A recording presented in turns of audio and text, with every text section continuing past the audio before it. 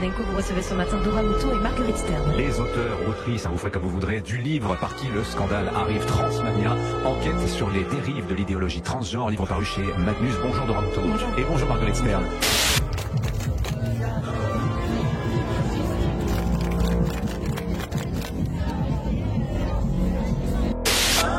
Il est 20h, voici les premières estimations de ces élections européennes. Sur CNews et Europe 1, Bruno Jambard, Opinionway, allez-y, vous avez la parole.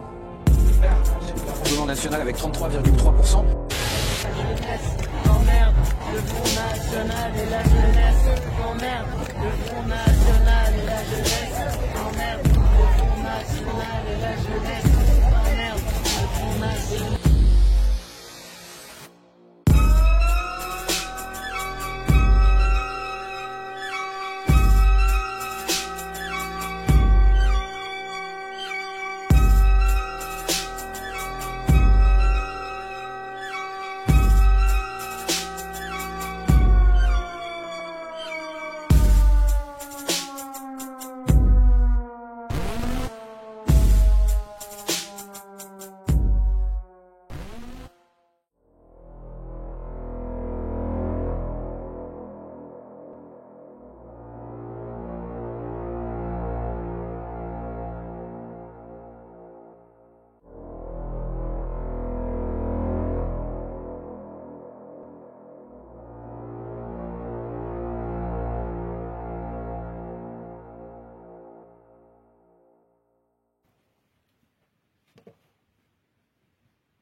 Je m'appelle Scandale et je co-dirige le collectif strasbourgeois Not All Queer.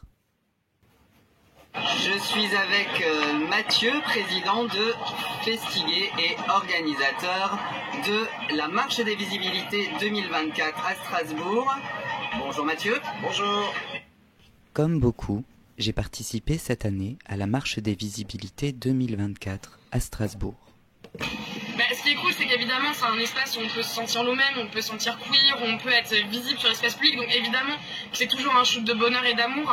Mais là, ce shoot, il est forcément terni par le fait qu'on puisse pas réellement avoir des revendications, en fait, et qu'on doit faire du forcing pour avoir des revendications pour nos vies. Une marche d'une teinte particulière, qui se tient quelques jours après le résultat des élections européennes, où le RN arrive en tête. Qu'est-ce qu'on dit au RN ? Fuck le Front National. Siamo tutti Antifascisti. Une marche qui se tient quelques jours avant les prochaines élections, suite à la dissolution de l'Assemblée nationale.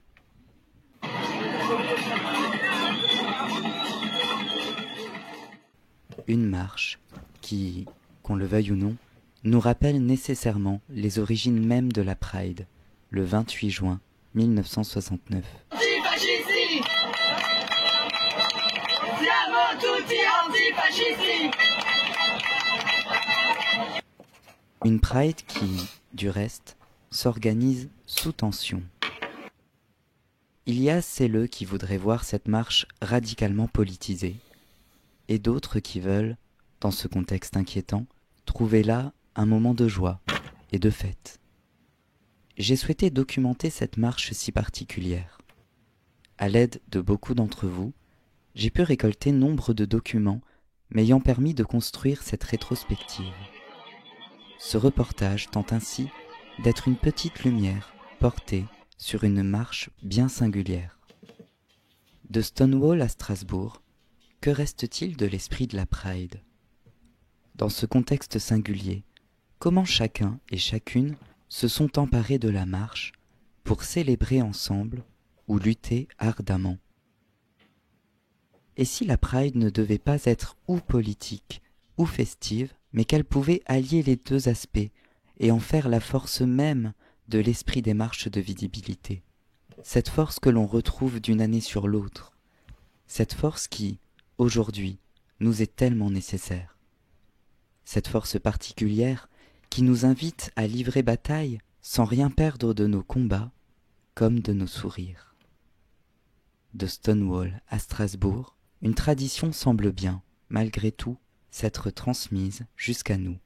Une tradition dont nous avons tenté, pour la plupart d'entre nous, d'en honorer l'héritage, tout en l'inscrivant dans une dynamique nouvelle qui en dit long sur nos capacités à faire corps ou nos difficultés à ne pas se laisser diviser.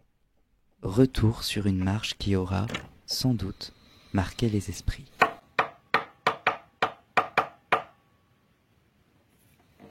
Faites face à la réalité. Vous êtes lesbienne. Not all queer. Oh là là, c'est la décadence. Not all queer. La décadence. Not all queer. Avant d'entamer une marche des visibilités, il faut une préparation en béton. À Strasbourg comme ailleurs, la Pride est non seulement l'occasion d'une rencontre entre personnes queer, mais aussi de la rencontre entre le public queer et des associations de prévention ou d'information.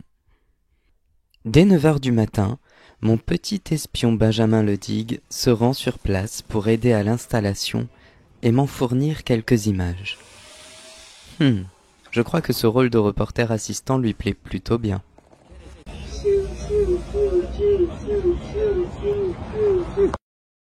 Mise en place. Des chars, évidemment, mais aussi des stands qui accueilleront diverses associations telles que AIDS, la Station, ITAC ou encore Amnesty International, pour ne citer que celle-ci. Un panel associatif qui indique que de nombreuses ressources seront à la disposition des futurs participants et participantes à la marche. Car ici, la Pride est certes un moment de visibilité et de fierté pour celles et ceux qui y participent, mais c'est aussi une occasion de s'informer de manière efficace en ayant une pluralité d'associations réunies en un même endroit. D'ailleurs, plusieurs personnes soucieuses de s'informer sont déjà en avance. Festiguer, l'association organisatrice de la marche, porte aujourd'hui sur elle une responsabilité notable. Plusieurs milliers de personnes vont défiler dans les rues, sous la responsabilité du président de l'organisation, qui doit veiller à ce que l'événement soit en règle du point de vue de la sécurité et du bon déroulement de la marche. Une tentative de sécurité qui cette année, encore, n'est pas anodine. Depuis quelques jours, des groupuscules d'extrême droite traînent dans les rues et dans les quartiers. Je suis avec Mathieu, président de Festiguer et organisateur de la Marche des Visibilités 2024 à Strasbourg. Bonjour Mathieu. Bonjour. Alors, est-ce que tu peux nous parler de Festiguer, s'il te plaît? Alors, Festiguer, c'est l'association qui historiquement organise la Pride, enfin la Marche des Visibilités ici depuis 22 ans maintenant à Strasbourg.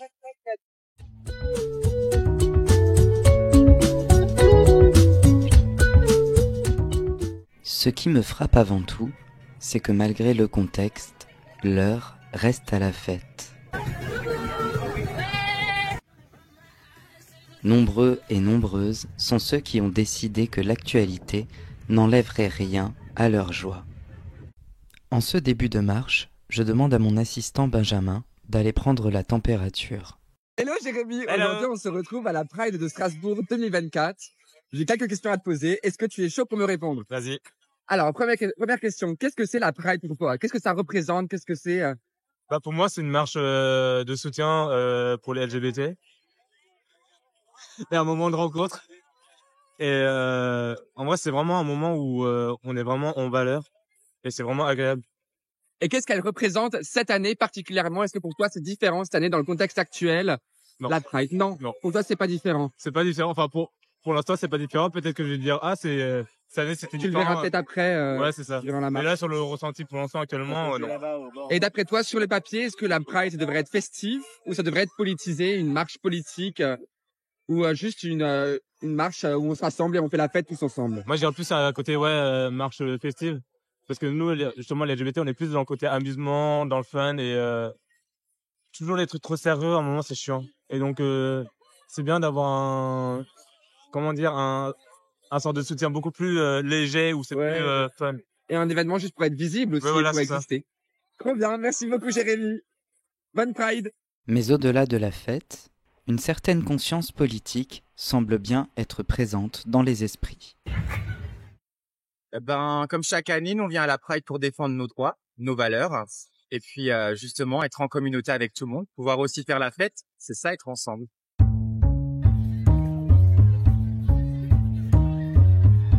Bien que conscient et consciente de ce qui se joue, la lutte semble s'accorder à la fête.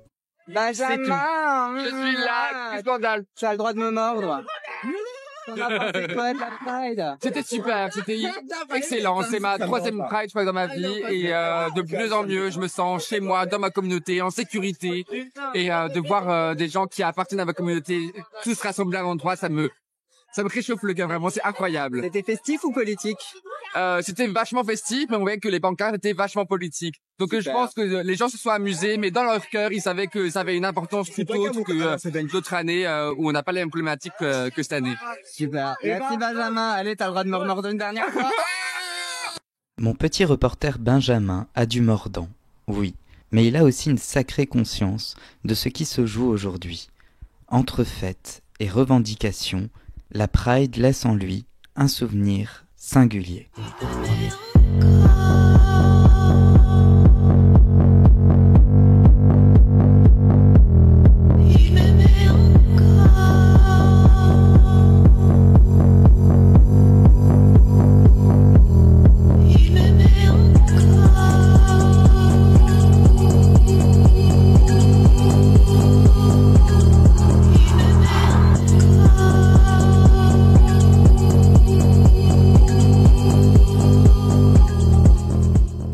Coucou Noxima. Bonjour.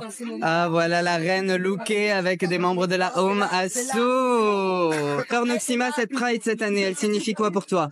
Elle signifie quoi? Engagement, politisation et queerness folly. Et queerness folly. Est-ce que la Pride, ça doit être avant tout politique ou festif? Ah bah disons que bien sûr que c'est politique, quoi qu'il arrive depuis le début, ça a toujours été politique. Après il y a des moments pour faire la fête, mais cette année c'est à proprement dit, il faut ramener la politique à la Pride pour faire valoir ses droits. Faire valoir ses droits. C'est donc quoi les droits particuliers qui sont mis en danger selon toi aujourd'hui? Eh bien d'après ce que j'ai compris, d'après ce que tout le monde comprend, c'est que les lois la PMA, voilà, les lois LGBT vont être bafouées, le mariage pour tous risque d'être retiré, mais je sais qu'on court de grands dangers avec des lois qui vont nous être supprimées et d'autres qui vont nous être affligées. Est-ce que pour toi, les artistes drag ont un rôle particulier à jouer dans les collectifs, dans les house, dans ce qui se passe en ce moment en termes politiques? Alors, je vais reprendre les mots d'une amie qu'on a reçue qui s'appelle Paloma. Le drag est, quoi qu'il arrive, politique, mais on n'est pas des élus de la République. Et il faut pas en vouloir si certaines drags ne font pas de la politique, elles en font toute l'année, elles vont aller voter, comme vous et moi. C'est politisé, mais on n'est pas des élus de la République, ça il faut pas l'oublier. Et on va faire le maximum pour aider tout le monde et pour s'aider aussi dans la communauté. Et n'oublions pas que l'artiste n'est pas un élu politique, il est là juste pour transmettre des idées et faire valoir des droits si on peut. Merci Noxima. Est-ce que tu as quelque chose à ajouter? Only love. Eh ben merci pour notre all queer. Des bisous. Bisous mon chat. Only love. Oui, car seul l'amour, sans doute, peut triompher de tout.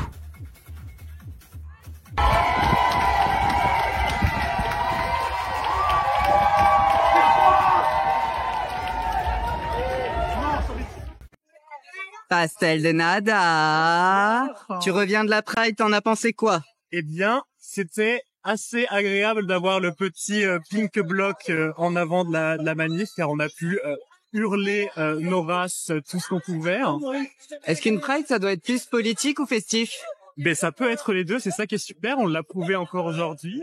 Only love, oui, mais pour beaucoup, une véritable compassion doit s'enraciner dans une lutte acharnée.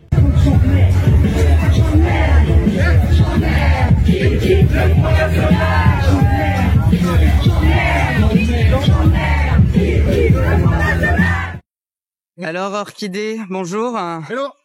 Alors cette Pride, comment est-ce que tu l'aperçois? Comment elle s'annonce d'après toi? La Pride s'annonce bien, alors il fait très moche, mais c'est pas grave parce qu'on est là et on reste là. La Pride s'annonce politique, même si certaines personnes préféreraient que non. La Pride est et sera politique, est et sera antiraciste.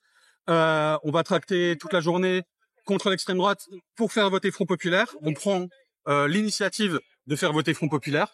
Les gens sont réceptifs, les gens comprennent que l'extrême droite veulent juste notre mort. Ça fait assez plaisir. Donc on a commencé et on va continuer à tracter pour voter et faire voter.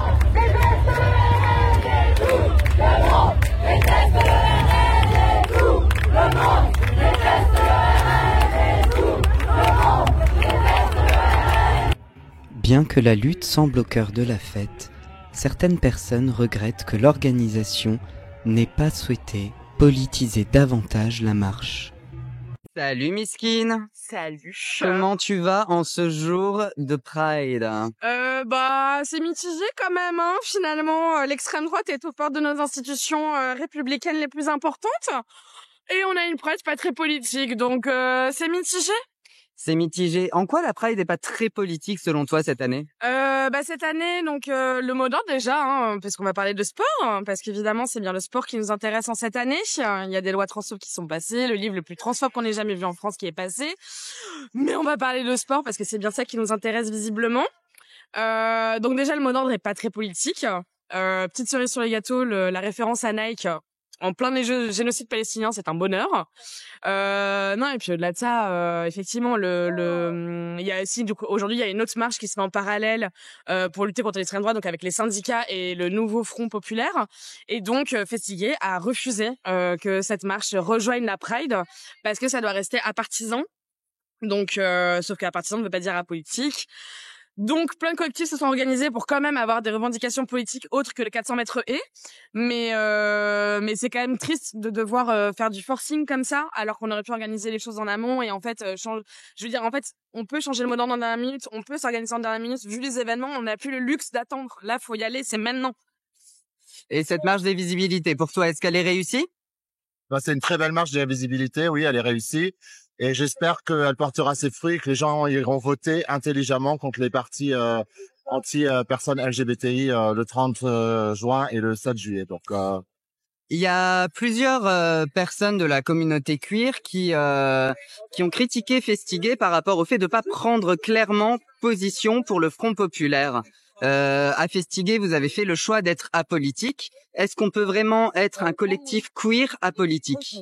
Alors, on n'a pas fait le choix d'être apolitique, c'est pas ça. On est une association, dans nos statuts, on ne prend pas parti pour un parti ou pour un autre. Après, bien entendu, on est politique puisqu'une marche est politique, les revendications sont politiques. Donc, nos revendications sont politiques. Simplement, on ne va pas conseiller les gens pour un parti ou pour un autre. Ça, c'est pas c'est pas dans nos statuts de prendre position comme ça. Il n'est plus le temps à la neutralité. Là, il faut faire des choix et ne pas faire un choix, c'est faire un choix. Et c'est faire le choix du Rassemblement national. Par contre, oui, on incite les gens à aller voter, on incite les gens à réfléchir, à ne pas voter pour des partis qui sont anti-personnes LGBTI. C'est ça qui est important. Donc, bien sûr qu'on est politique. Seulement, on n'est pas dans un parti ou dans un autre. Comment est-ce que cette position de Festigué a été perçue par vous? Une trahison pure et simple. Je vais pas mentir et je vais rien cacher. Une trahison pure et simple. La marche qui se fait aujourd'hui contre l'extrême droite à 13h30, elle se bat aussi pour nos droits. Parce qu'en se battant contre notre ennemi commun qu'est l'extrême droite, on se bat aussi pour nos droits. Donc personnellement, je ne sais pas pour les autres, personnellement je l'ai vécu comme une grande trahison. En quoi Festigué a constitué une trahison dans leur communication, leur organisation selon toi? En fait, le travail de Festigué qu'il y a depuis le début, c'est d'organiser cette Pride. Ils se sont effectivement, au fur et à mesure des années, imposés comme étant les organisateuristes de la Pride. Et organiser une Pride, c'est aussi prendre position. C'est aussi permettre à d'autres de s'exprimer, mais aussi c'est aussi prendre position politiquement. Et comment on fait notre Pride, c'est ça qui est politique et c'est ça qui est prendre une position. En refusant de faire un appel au Front populaire et en refusant de faire un appel clair contre le Rassemblement national, Festigué s'est retrouvé à finalement à demi-mot accepter que le Front national soit là où il en est en fait. Et bien sûr, voter le 30 juin et le 7 juillet. Ça, c'est le plus important et voter intelligemment. Sans qu'on sache exactement pour qui. Merci beaucoup Mathieu. Elle est à nous! À nous! À nous! On lutte contre les extrêmes droites. Nous réaffirmons que les queers ne seront jamais des alliés des fachos. Pas de fachos dans nos fiertés. Ce ne sont pas nos alliés.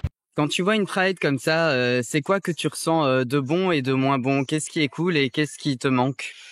Bah, ce qui est cool, c'est qu'évidemment, c'est un espace où on peut se sentir nous-mêmes, on peut se sentir queer, où on peut être visible sur l'espace public. Donc, évidemment, que c'est toujours un shoot de bonheur et d'amour. Mais là, ce shoot, bah, il est forcément terni par le fait qu'on puisse pas réellement avoir des revendications, en fait, et qu'on doit faire du forcing pour avoir des revendications pour nos vies. Le Rassemblement national, c'est une menace directe à nos existences. Typiquement, si le Rassemblement national gagne, le Rassemblement national aura toutes nos préfectures. Nos préfectures, ce sont les titres de séjour. Ce sont les mises à l'abri en urgence. C'est ça aussi. Donc ça veut dire qu'on acceptera, par exemple, d'avoir nos potes qui ont les titres de séjour, qui ne se verront pas renouveler leur titre de séjour, qui auront peut-être même des obligations de quitter le territoire français.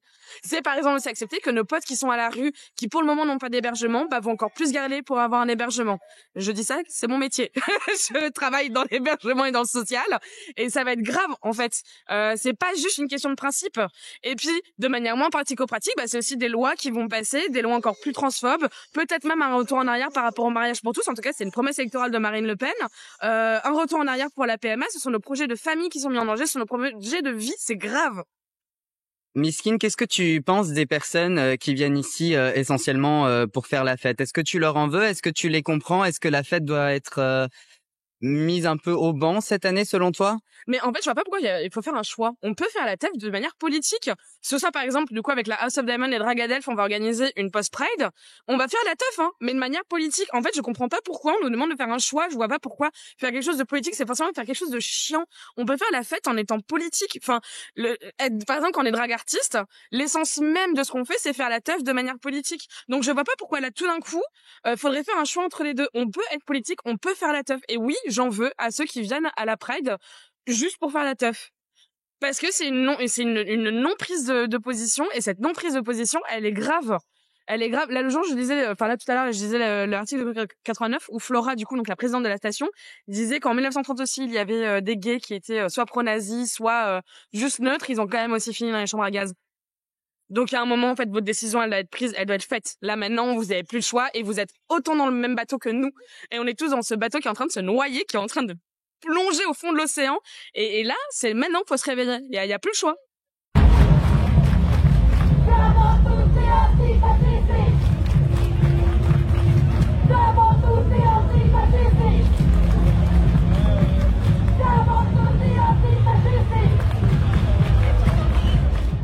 La première Pride, c'était quoi? C'était un trouble à l'ordre public, c'était une émeute. C'était un brasier de colère qui n'a appelé à aucune forme de compromission.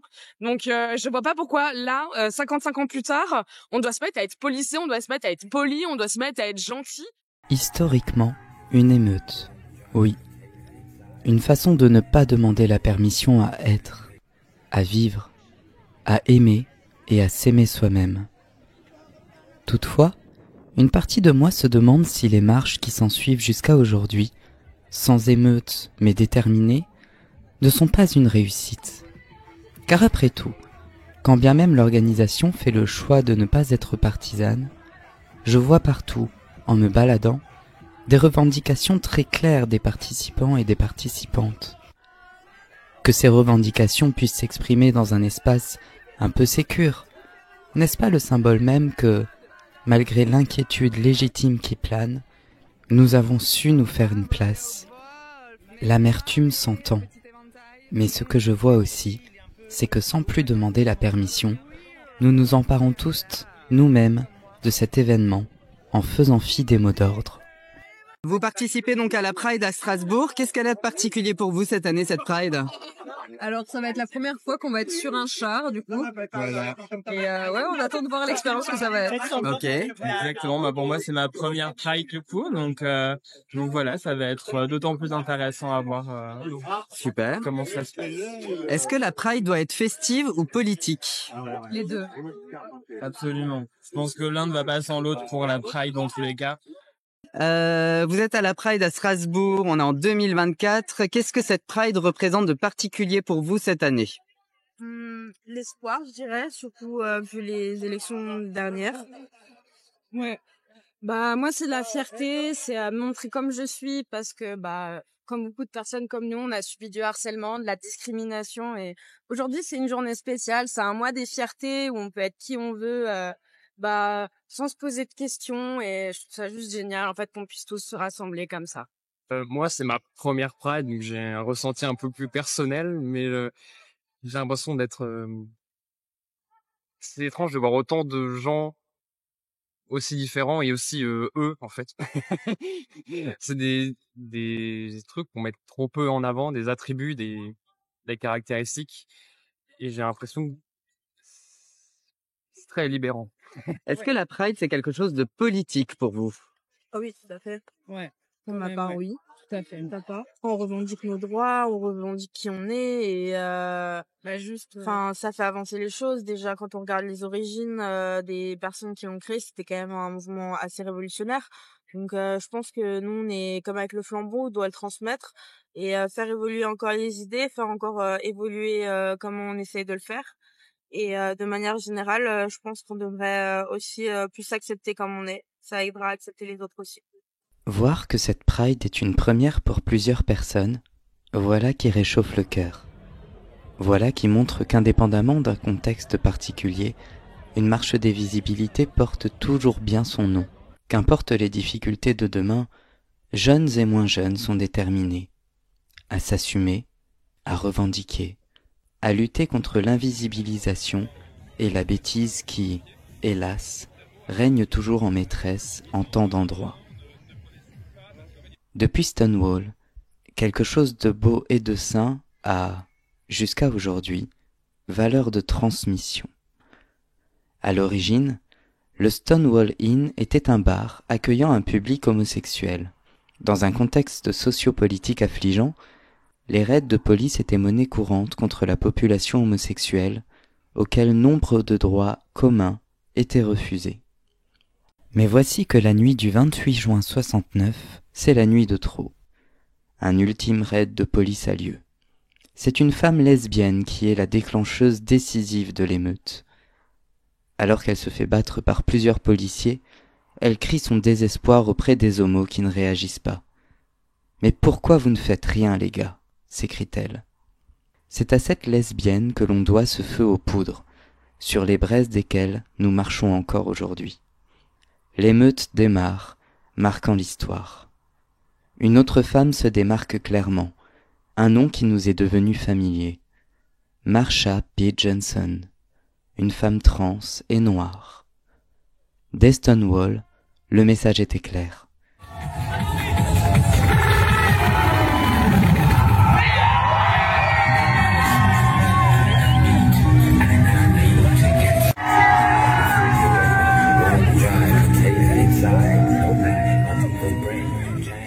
Nos luttes ne peuvent qu'être intersectionnelles.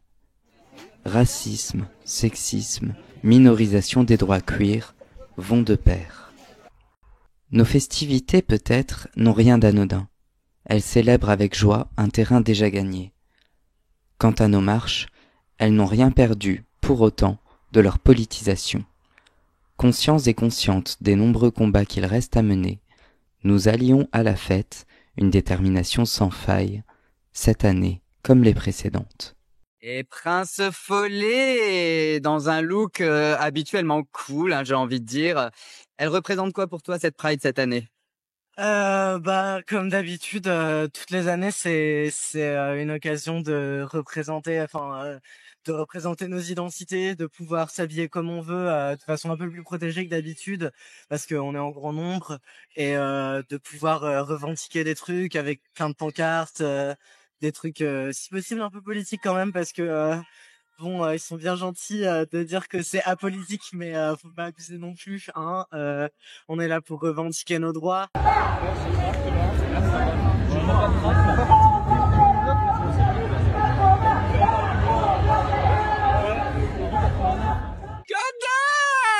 Gaga, oulala, mais c'est toi, incroyable, tu apparais d'une façon tellement spontanée. Alors, cette Pride? Incroyable. Ça t'a plu? Ouais, première fois que je faisais en drague, première fois que j'étais sur un char, c'était génial. Et qu'est-ce qu'en drague tu as apporté de plus à cet événement? Je trouve que toutes les dragues, on se fait prendre en photo, on est dans la lumière, tout le monde fait des sourires, c'est trop agréable. Est-ce que ça reste politique comme événement? Ouais, bien sûr, c'était avec le contexte en ce moment, c'est sûr qu'avec les élections qui arrivent, c'était important d'être là, il y avait beaucoup de pancartes avec des messages, c'était top. Pendant tout le cortège, t'as pu voir ce genre de pancartes, ce genre de messages? Yes, des choses très politiques, des choses plus drôles. C'était vraiment sympa, chacun a pu aborder un peu ça à tous, c'était vraiment bien. Super, bah merci Gaga Oulala, à bientôt. Avec plaisir, bientôt. Mouah. Viviane, qui est-ce qu'on emmerde? Le Front National et Reconquête et Macron et tous les abrutis dans le genre. Elle était bien cette Pride? Oui. Elle était festive? Elle était géniale, elle était politique. Elle était politique, c'est ça qu'on veut entendre. Exactement. Super, allez, Runway Girl. Et Viviane du fermoir de mon sac qui accepte de me répondre out of drag. On est quoi? On est 2 semaines après la Pride? C'est tout à fait ça, oui. À peu près, hein. À peu près. Une Pride à laquelle tu as porté une robe. Oh là là, je t'ai dit runway girl et tu as runway dans cette robe blanche teintée de rouge. J'avoue, j'ai runway. Alors cette robe, elle a une histoire, hein. Oui, évidemment. Bah en fait, j'étais en vacances quand j'ai vu les résultats des élections des européennes, auxquelles j'ai voté. C'est important de le dire, hein, même à distance. Mais je devais pas du tout porter cette robe à la Pride. Et en fait, au vu des résultats des élections, il m'est apparu que je devais en fait assumer mon rôle de porte-drapeau en tant que drag queen. Et je me suis dit, quoi de mieux, en fait, que de se parer des insultes qu'on endure tous au quotidien. Parce que sur ma robe était inscrit notamment Gwyn, Tapette, Tarlouse, Travelo, Contre Nature, Erreur, Monstre. Tout ce qu'on peut entendre toute l'année quand on se fait agresser, verbalement ou physiquement. Et je me suis dit, autant devenir l'étendard de toutes ces personnes qui subissent des violences tout le temps. Et montrer que le RN ne sera jamais une solution à la haine, puisqu'il appelle la haine. Donc voilà, c'est l'histoire de cette robe. Quand je t'ai demandé si la Pride était festive, tu m'as répondu cette Pride est politique et tu avais l'air vraiment convaincu. Avec le recul, t'en penses quoi? Bah, j'en pense toujours la même chose et j'en penserai toujours la même chose. La Pride, certes, est une fête parce qu'il faut qu'on se célèbre en tant qu'être humain.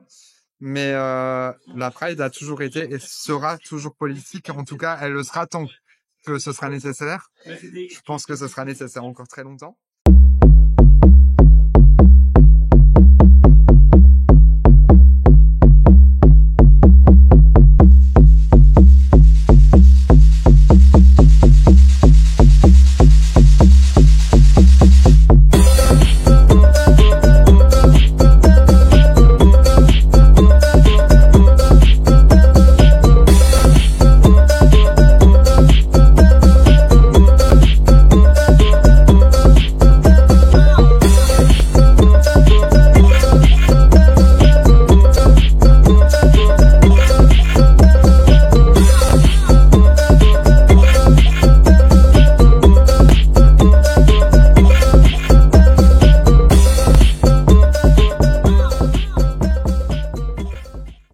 Petit retour en arrière.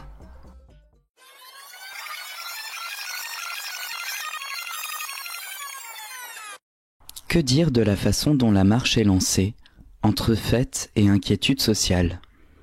D'après Mathieu Wurtz, bien que Festiguer soit une organisation apartisane, le ton semble rester toutefois politique. Contre toutes les formes de discrimination, aujourd'hui, levons haut nos pancartes, chantons, dansons, marchons et n'oublions pas d'aller voter. Montrons cette formidable mosaïque arc-en-ciel que nous sommes. Belle marche de visibilité à tous.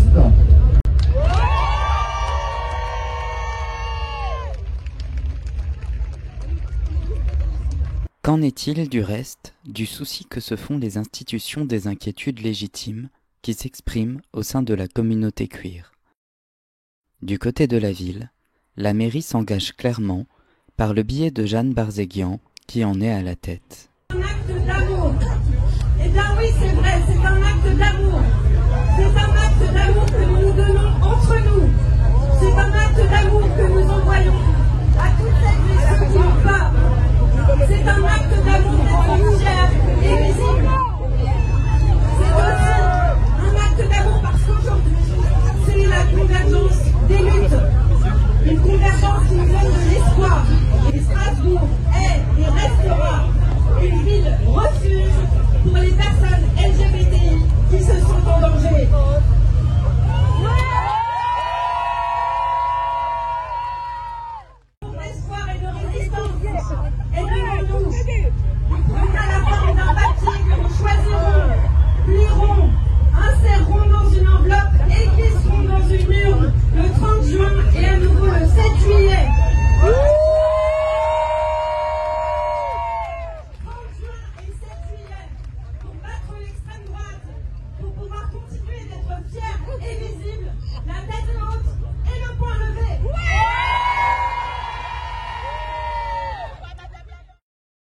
Une ville qui s'engage.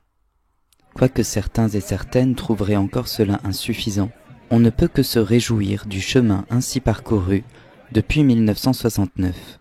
Alors que les émeutes de Stonewall s'inscrivaient dans une politique globale de répression, la succession de manifestations qui s'est transmise jusqu'à nous n'a pas été sans effet. Aux yeux des émeutiers et des émeutières de Stonewall, notre situation actuelle apparaîtrait sans doute comme une victoire. Une victoire, oui, mais non sans un large terrain qu'il reste à conquérir.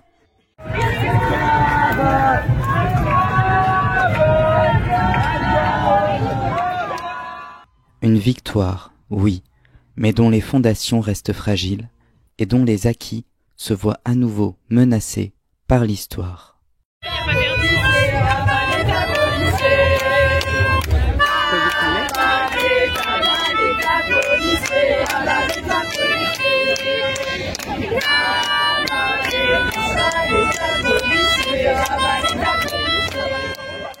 Depuis New York, en 69, Stonewall nous regarde.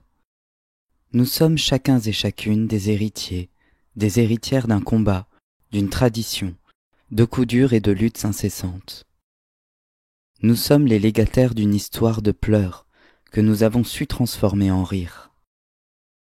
Le combat comme héritage, la fête comme victoire. C'était la meilleure Pride de ma vie, je pense très clairement. Ça faisait beaucoup de bien d'avoir en fait une Pride qui mêlait manif politique et grosse techno en fond. Et en fait, ça prouve que la fête, ça peut aussi donner envie de lutter et que les deux ne sont absolument pas incompatibles. Ça, c'est quand même très important de le rappeler et ça rend même la manif plus belle et ça nous donne de la force, quoi. Donc voilà, enfin, c'était trop bien.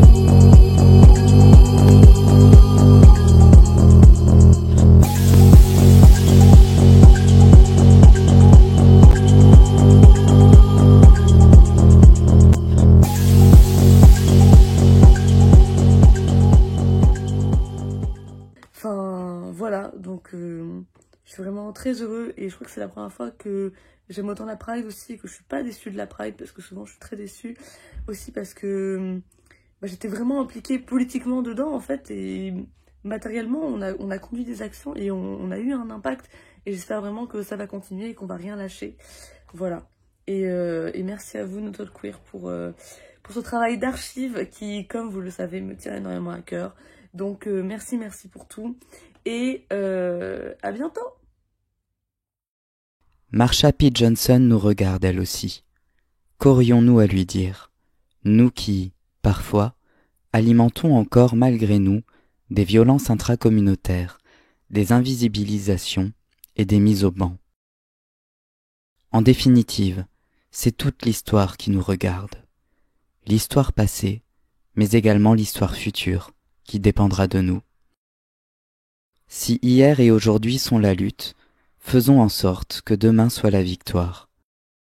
Contre l'extrême droite et le fascisme, contre l'apolitisme et les tours de passe-passe, contre ces personnes qui, de haut, nous regardent en voulant nous dicter nos vies, nos identités, nos droits. La visibilité, la fierté, la joie et la lutte ne sont pas que l'affaire d'une marche d'un jour. Cet élan se poursuit chaque jour, chaque heure, chaque minute. Il ne pourra jamais s'enraciner que dans nos propres compassions, notre intelligence collective, notre capacité à faire corps. Nous sommes les enfants du phénix de Stonewall. Soyons désormais, plus que jamais, les parents de l'amour, de la compassion, de la solidarité et de l'adelphité. Alors, qu'est-ce qu'on dit au RN? Faites le Front National! Siamo tutti! Antifascisti! Siamo tutti antifascisti? Siamo tutti antifascisti, évidemment! Siamo tutti antifascisti! Ce qu'on dit au Front National? Front National. Siamo tutti antifascisti? Siamo tutti antifascisti. Alors qu'est-ce qu'on dit au RN? Siamo tutti Siamo tutti antifascisti? Siamo tutti antifascisti. Alors qu'est-ce qu'on dit au RN? Faites le Front National. Siamo tutti Antifascisti. Siamo tutti antifascisti. Qu'est-ce qu'on dit au RN? Fuck le Front National. Siamo tutti Antifascisti. Qu'est-ce qu'on dit au RN? Fuck le Front National. Antifascisti. Siamo tutti antifascisti. Siamo tutti antifascisti.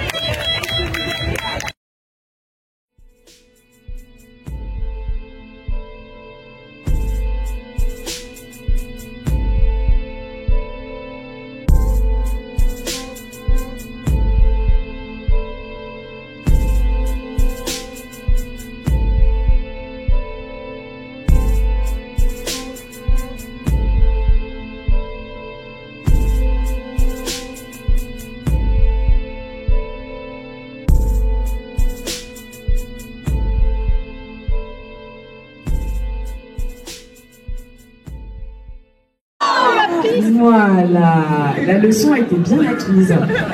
Et du coup, avant de finir cette leçon, j'allais quand même juste finir sur une petite phrase, parce qu'aujourd'hui, ça a été une journée intense, à la fois joyeuse, mais aussi peut-être un peu amère.